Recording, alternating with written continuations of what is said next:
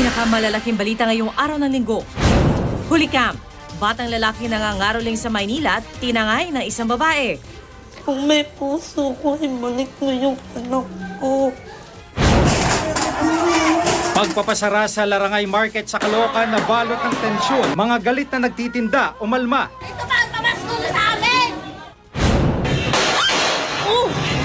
Pulis Laguna, kakasuhan ng murder matapos mapatay sa pamamaril ang lalaking nagwala raw sa isang bangko. Presidente Duterte, may alok para raw di matuloy ang paggugudbay niya sa mga Amerikano sa bansa. And get out of my country. You want to come back here? You pay us. Isang linggo bago ang Pasko, mga mabibilhan ng ham na star ng Noche Buena, dinaragsa na. Magkano na kaya?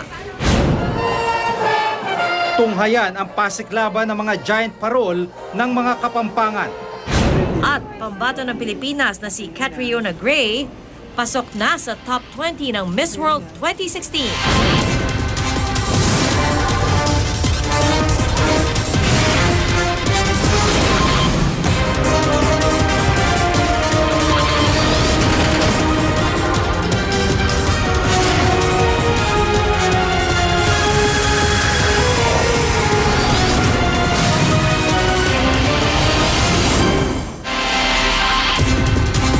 Magandang gabi po. Sa mga magulang, bantayang mabuti ang mga anak lalo na kung sasabak sila sa pangangaroling. Sa Maynila, isang batang 6 na taong gulang ang dinukot umano habang nangangaroling kasama ang iba pang bata. Ang sospek nakuna ng CCTV habang kasama ang bata. Nakatutok si Trisha Zafra, exclusive. Pasado alas 6 nitong Biyernes, nakuna ng CCTV ang 3 batang ito na magkakasama sa Cristobal Street, Barangay 441, Sampaloc, Maynila. Kwento ni Lian, hindi niya tunay na pangalan, nangangaroling sila. Susunod! Family driver na hulikam na tinangay ang bag ng kanyang amo na may lamang 200,000 pisong cash at alahas. Mga bentahan ng paboritong handa sa Noche Buena na hamon, dinaragsa na. At komedyanteng si Bubay nakapamasyal na habang patuloy na nagpapagaling matapos ma-stroke. Tutok lang dito sa 24. Susunod, mga tindahan ng hamon dinaragsana.